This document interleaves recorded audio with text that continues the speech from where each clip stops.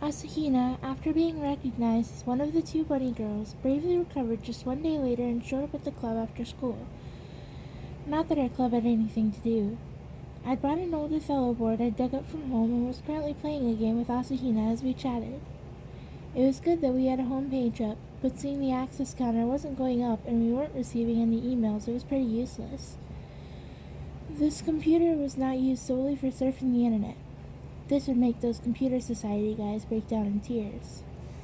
Yuki Nagato continued reading silently to the side as Asahina and I began our third round. Suzumiya seems late, Asahina murmured as she stared at the board. Her expression didn't look overly downcast. That was a relief. All things considered, being in the same room as a cute girl 1 year my senior was enough to make my heart flutter. A transfer student came today. She probably went off to solicit him. Transfer student? Asahina tilted her head like a little bird. Some guy transferred into 1-9. Haruhi was overjoyed. She must really love transfer students. Place back 1 black piece. Flip 1 white, please. In any case, Asahina, I'm amazed you were willing to come back to the club room. Well, I was a bit hesitant, but I would be lying if I said I didn't have my concerns. Didn't you say something similar before? What are you concerned about? Click, pitter-patter. Her willowy fingers flipped the pieces. It's nothing. I suddenly felt something next to me and turned to find Nagato. Her facial expression resembled that of a small china doll, as always, but for the first time I could see glimmers of light in her eyes behind those glasses. The look in her eyes reminded me of a newly born kitten seeing a dog for the first time. Her eyes remained glued to my fingers as I placed and flipped pieces. Want to take my place, Nagato? My question was met with a robotic blink of her eyes and a nod of her head so subtle you'd have to be looking really hard to notice it. I exchanged positions with Nagato and sat down next to Asahina. Nagato picked up an Othello piece between 2 fingers and stared closely at it. Then, as though startled by its completely unanticipated mass of magnetic adhesion to the board, she drew back her hand. Nagato, have you ever played Othello? She slowly shook her head from left to right. Do you know the rules? Negative. Well, you see, you're black, so you're placing black pieces while trying to surround white pieces. Surrounded white pieces become black. Whoever has more pieces at the end wins. Affirmative. Nagato placed her pieces in an elegant fashion and clumsily began changing her opponent's pieces with her own. Asahina, with a new opponent, began acting rather strangely. It looked like her fingers were trembling and she refused to look up. On top of that, she repeatedly snuck glances at Nagato before quickly looking away. It was like she wasn't even paying attention to the game. Black quickly took advantage across the board. What was going on? Asahina seemed overly conscious of Nagato. I had no idea why. The match quickly ended in an overwhelming victory for Black, and just when they were about to begin a new match, the root of all our troubles appeared with a new sacrifice in tow. Hey, sorry for the wait. That would be Haruhi's fundamentally flawed attempt at greeting as she firmly gripped a male first-year sleeve. This is a transfer student from Class 1-9 who arrived today, and who is already making himself useful. His name is... She cut off at that point, directing a look behind her suggesting he should handle the rest. The captive young man smiled thinly and turned to the 3 of us. Itsuki Koizumi, it's a pleasure to meet you. A slender guy who had been the energetic athlete feel to him, a tactful smile, benign eyes. He was handsome enough that if you took a picture of him in some random pose and stuck it on one of those supermarket flyers, he'd attract a solid group of diehard fans. He'd probably be pretty popular if he happens to be a nice guy to boot. This is the SOS Brigade. I'm the brigade chief, Haruhi Suzumiya. Those 3 are members number 1, number 2, and number 3. And incidentally, you're the 4th one. Everyone get along now. If that's your idea of an introduction, I'd rather you not introduce us at all. The only things established were your name and the transfer student's name. I have no problem with joining. The transfer student Itsuki Koizumi said this while maintaining a composed smile on his face. But what does this club do? different people in this situation, all 100 of them would ask the same question, looking for the answer so many people have sought. The same answer which has constantly eluded me. If you managed to find somebody who would explain Fermat's last theorem, he still wouldn't be able to answer this question. If someone out there can explain something he doesn't know anything about, he's got some incredible swindling skills. However, Haruhi wasn't even fazed. In fact, she had a fearless smile on her face as she looked at us one by one before speaking. I'll tell you just what activities the SOS Brigade engages in. That would be... She took a deep breath. Was she trying to be dramatic, or had she been waiting to say these words? Whatever the case, Haruhi continued to proceed to speak the shocking truth. To find aliens, time travelers, and espers, and to have fun with them. I could feel my entire world grinding to a halt. Just kidding. My reaction was more along the lines of, thought so, but the same couldn't be said for the remaining 3 people in the room. Asahina was completely petrified.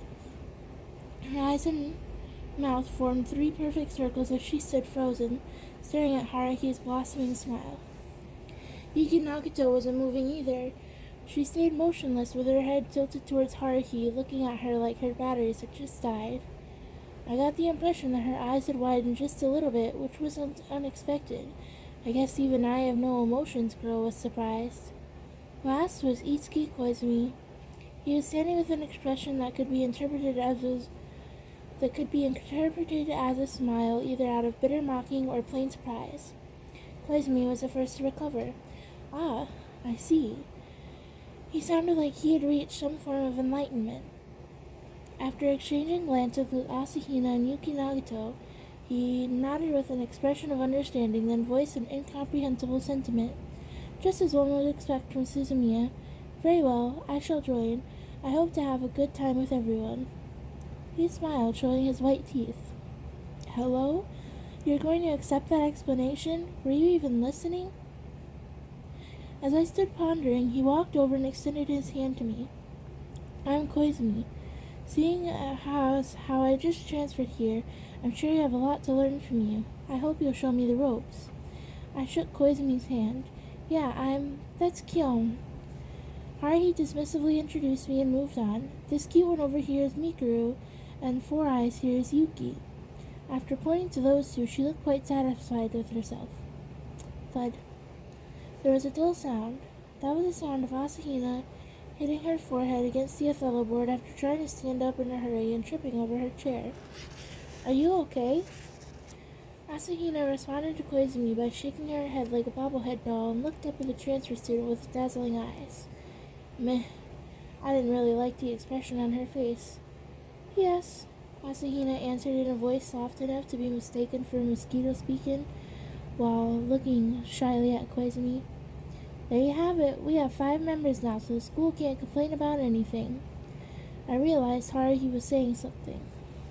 Alright, SOS Brigade, it's time to finally unveil ourselves to the world. Everyone, let's join together as one and give it our all. What do you mean by unveil? When I turned to look, I found that Nagato had returned to her customary position and was taking another crack at her hardcover.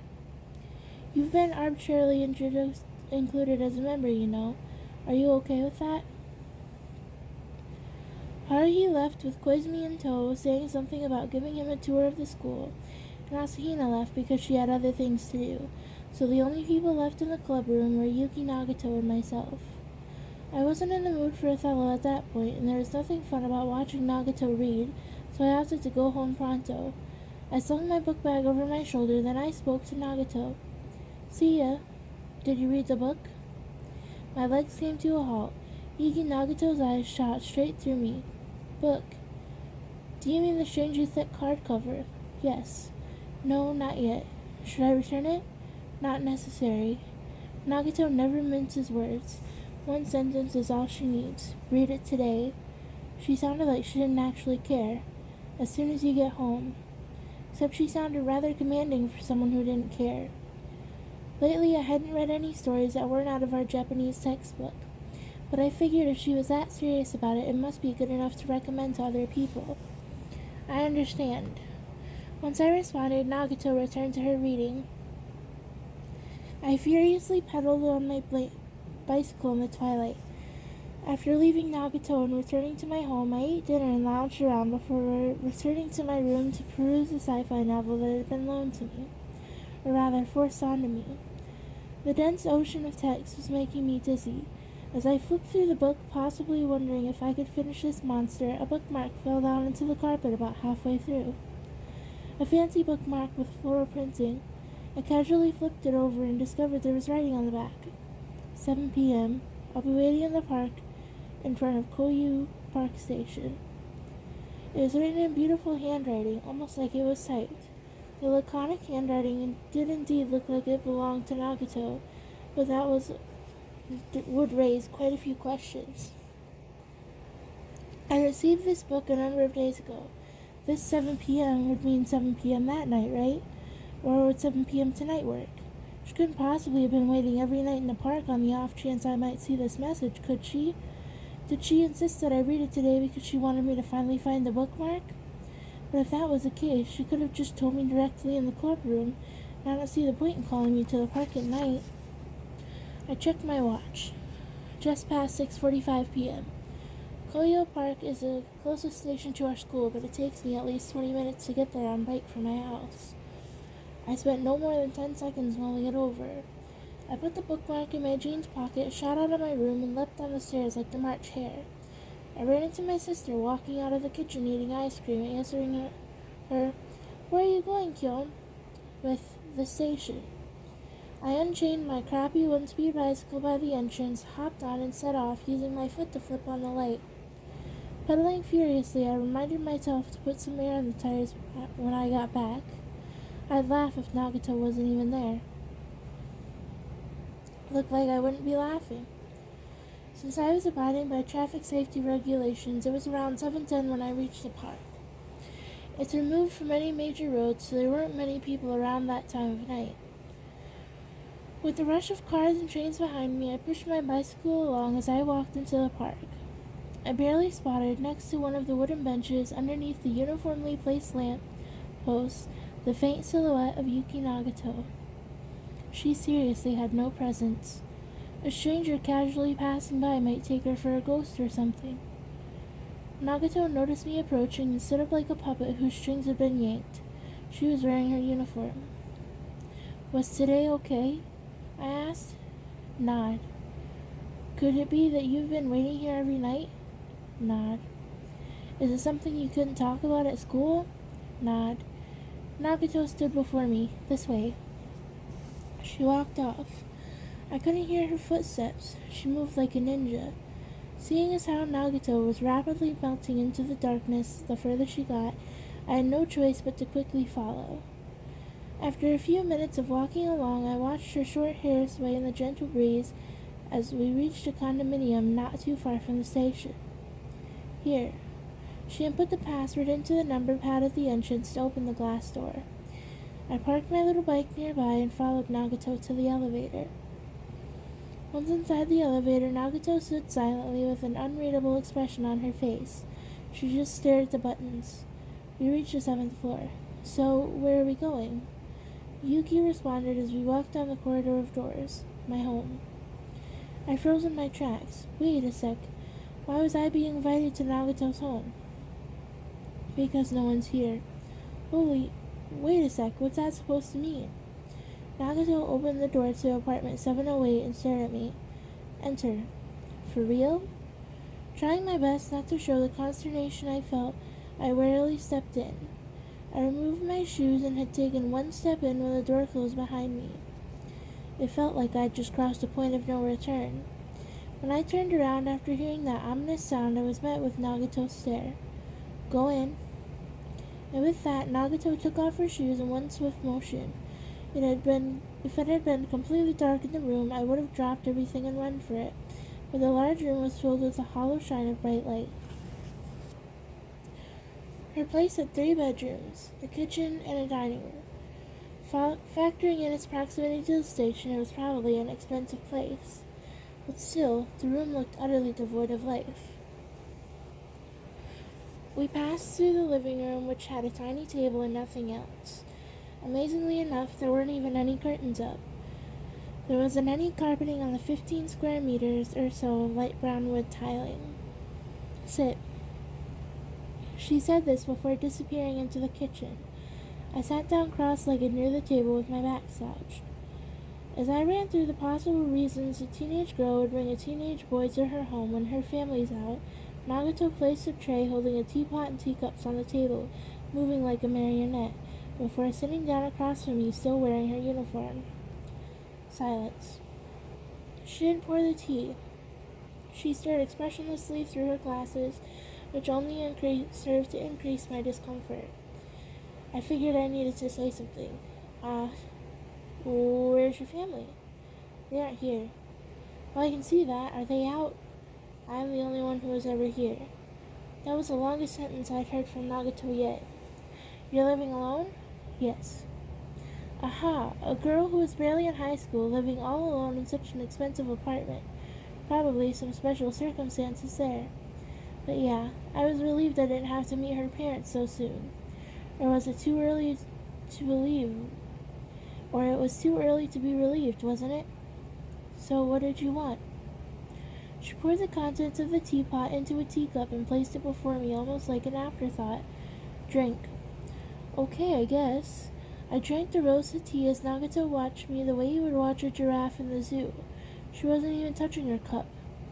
Crap, it's poison. Yeah, right. Is it good? I think that was the first time she's asked the question. Yeah. The moment I set the empty cup down on the table, Nagato refilled it with more yellowish-brown liquid. Having no choice, I drank it. Once I finished that, it was instantly refilled the third time. Soon enough, the teapot was empty, and Nagato stood to refill it before I stopped her.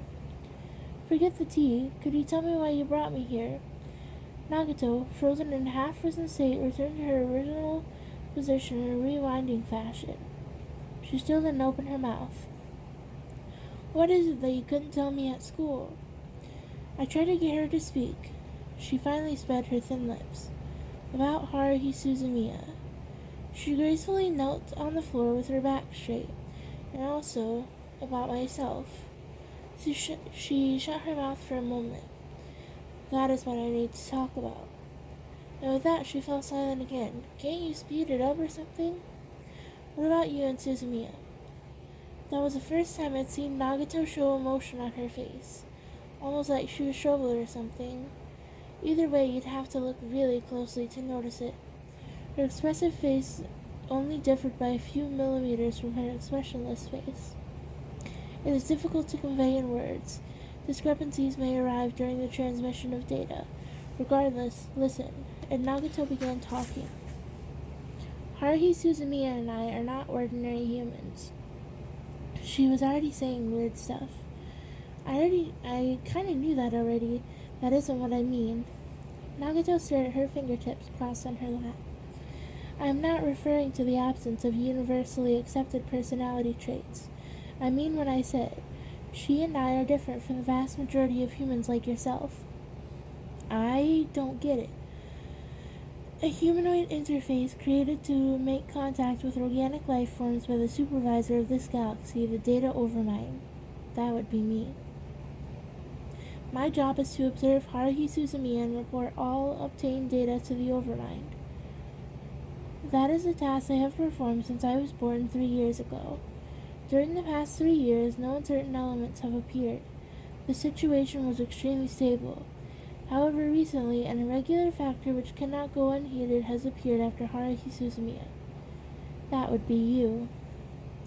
The Data Overmind, a data life form possessing no physical body with a high-level intelligence born from the sea of data which covers the galaxy, makes that the entire universe. Initially, born as data before congregating with other data and becoming sentient, evolved by gathering data. Possesses no tangible mass, exists only as data, and is impossible to observe through any optical measures. Has existed since the creation of the universe, magnified in accordance with the expansion of the universe, broadened its database, and developed while growing to enormous proportions. Held knowledge of the whole universe since the birth of the Earth and this solar system long ago. From the Data Overmind's perspective, this solar system on the edge of the Milky Way held no significant merit, for there were a large number of other planets on which organic life forms occurred. However, the third planet in that system was home to the evolution of bipedal organic life forms who developed cognitive ability, which could be considered intelligence, and consequently Earth, as this oxidized planet is called by its present inhabitant life forms, grew up in significance. For it was previously believed that organic life forms possessed unconditionally limited data acclimation and transmission capabilities, could never develop intelligence. Yuki Nagato said all of this with a dead serious expression on her face. The Data Overmind held interest in the life forms categorized as humans on Earth. Perhaps they possessed the potential to break free of the cul-de-sac of autoevolution into which data life forms have fallen. Unlike data life forms, which were complete from the Genesis stage, humans began as imperfect organic life forms that achieved a rapid rate of autoevolution. They increased their capacity for data retention while creating, processing, and storing new data. The emergence of self-awareness among the universe's mal-distributed organic life forms was a common phenomenon. However, terrestrial humans were the first instance of evolution to come to a higher order of intelligence. The Overmind carefully continued through observation. And 3 years ago, we observed a data flare unlike any other witnessed on this planet. An explosion of data erupting from the region of a bow-shaped archipelago, instantly shrouded by the planet and diffused into outer space. At its center was Haruhi Suzumiya. Neither cause nor effect is known. The Data Overmind found it impossible to analyze the data. It could only be read as meaningless junk data. What's critical is that humans should only be able to handle a limited amount of information, yet only one of those terrestrial humans, Haruhi Suzumiya, is able to trigger a torrent of data. Haruhi Suzumiya continues to transmit intermittent torrents of data at completely random intervals. Furthermore, Haruhi Suzumiya herself is unaware of this. Over the past 3 years, a number of inquiries have been performed examining the entity known as Haruhi Suzumiya from all perspectives. However, her true identity remains unknown. Regardless, a sector of the Overmind believes that for humanity and furthermore all data life forms, Haruhi Suzumiya is the key to their autoevolution and thus has commenced analysis accordingly. These data life forms are unable to directly communicate with organic life forms, for they possess no language. Humans lack the means to transmit ideas without words. That is why human purpose interfaces such as myself were created. The Overmind is able to come in contact with humans through me. Nagato finally lifted her teacup to her lips. Her throat might have been parched after speaking a year's worth of words. I had nothing to say. Haruhi Suzumiya shows hidden potential for autoevolution. It is likely that she possesses the ability to control data in her surrounding environment as she wishes. That is why I am here, why you are here. Hold on, I said this with all of my mind in a jumble. I'll be frank, I have no idea what you're talking about. Believe me, I had never had such an earnest expression on Nagato's face before. The amount of data transmittable through verbal means is limited. I am merely a terminal, an organic interface for contact with humans. My processing facilities are unable to fully convey the data Overmind's thought process. Please understand. Easier said than done. Why me? Assuming that I believe you're an interface for the Overmind or whatever, then why are you revealing your identity to me? You have been chosen by Haruhi Suzumiya. Whether Haruhi Suzumiya is aware of it, or consciousness has an effect on the environment in the form of unconditional data, there must be a reason why you are chosen. There isn't. There is. You are probably the key to Haruhi Suzumiya. You and Haruhi Suzumiya hold all potential within your grasp. Are you serious? Naturally. I looked extremely hard at Yuki Nagato's face for the first time. Here I was, marveling at how the tight-lipped wonder had finally opened her mouth, and out came this winding, freakish spiel. I knew she was odd, but I never would have imagined she was out of her mind. Data Overmind? Humanoid interface? My ass. Now look here, if you go tell Haruhi this story, she'll be overjoyed. Quite frankly, I don't understand any of this stuff. Sorry. A large sector of the data overmind has recognized that if Haruhi Suzumiya becomes aware of her own value and ability, there is potential for indeterminable risks. We must observe the situation for now. Isn't it possible that I'll tell Haruhi everything I just heard? Even if you do, she won't take the data you feed her seriously. She has a point. I am not the only interface placed on Earth by the data overmind. A sector of the data overmind intends on initiating proactive activity and observing the resulting fluctuations in data. You are the key to Haruhi Suzumiya. When crisis approaches, you will be first. I can't take any more of this. I prepared to make my leave. The tea was good, thanks. Nagato didn't stop me. She was staring at the teacup with her customary expression devoid of emotion. She looked a bit lonely, but I was probably just hallucinating. After answering my mom's inquiry as to where I had gone with some vague reply, I returned to my room. I lay down on my bed and mulled over Nagato's long speech. If I believed everything Nagato said, that would mean she isn't human. Not even of this world. Long story short, an alien. A mysterious experience, what Haruhi had been passionately searching for. And it was right next to her all this time. I guess that's what they mean by I can't see the forest for the trees. Ha ha ha. Stupid. My eyes fell upon the thick novel I had dropped. I picked it up and the bookmark up and stared at its colorful cover before placing it near the head of my bed. Nagato probably got those bizarre delusions running through her head because she sits alone in her apartment reading new sci-fi books all the time. She probably doesn't talk to anyone in her class either, just stays in her little shell. Forget your books. Try to make some friends, even if they're superficial. Just enjoy normal school life. The poker face has to go. She's probably pretty cute when she smiles. I suppose I'll return the book tomorrow. Well, I might as well read it. After school the next day. Since I was on cleaning duty, I was late to the clubroom and found Haruhi playing with Asahina. Stay still! Stop struggling! Haruhi had again half-shipped resisting Asahina. Kya! Asahina screamed upon seeing me enter the room. I took one look at Asahina standing in just her underwear before taking one step back through the mostly open door and shutting it. Excuse me. I waited 10 minutes. The duet of Asahina's lovely shrieks and Haruhi's shouts of enjoyment came to an end. In its wake, Haruhi spoke. You can come in now. I entered the room and was promptly struck dumb. A maid stood before me.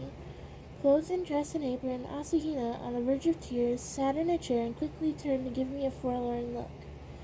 A white apron and a wide-hem flared skirt with blouse, the pristine white stockings had a very fine luster. A flawless maid.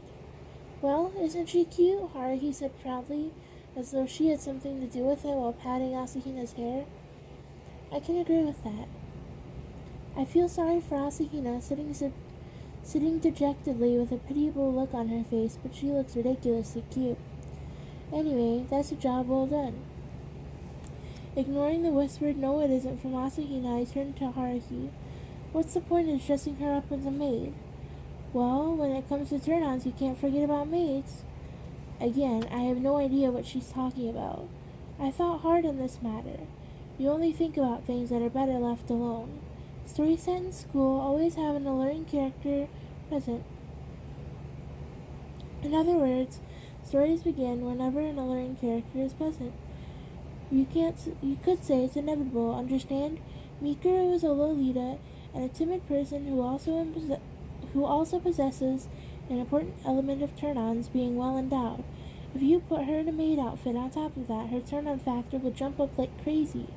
Anyone can see she'll set records for turning on people. It's like we've already won. What are you trying to win? While I was basically struck speechless, Haruhi had got her hands on a digital camera and was saying something about taking pictures to commemorate. Asahina, face flaming red, shook her head. Don't take pictures. You can get on your knees and pray or whatever. If Haruhi says it will be so, then it must be so. Haruhi forced the entreating Asahina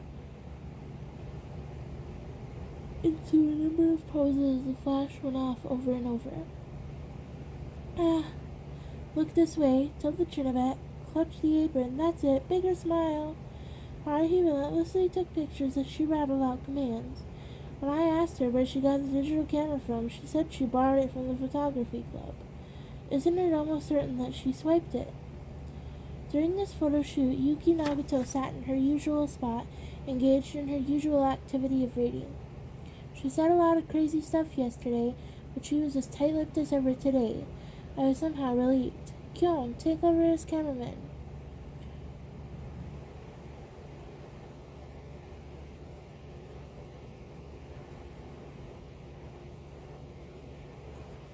Haruhi handed me the digital camera and turned toward Asahina. She grabbed Asahina's little shoulders the way an alligator would creep up on waterfowl. Haruhi smiled kindly at the scrunched-up Asahina. Mikuru, let's make you a little sexier.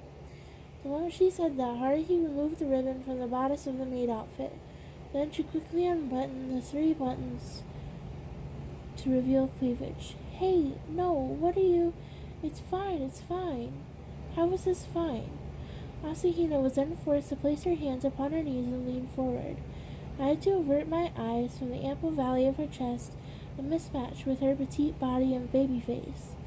Except that if I averted my eyes, I couldn't take pictures, so I was forced to look through the finder. I repeatedly pressed the shutter per Haruhi's orders. Cheeks flushed with embarrassment as she was forced into poses accentuating her chest, Asahina awkwardly smiled at the camera, her eyes watering close to tears. She was oozing incomparable charm.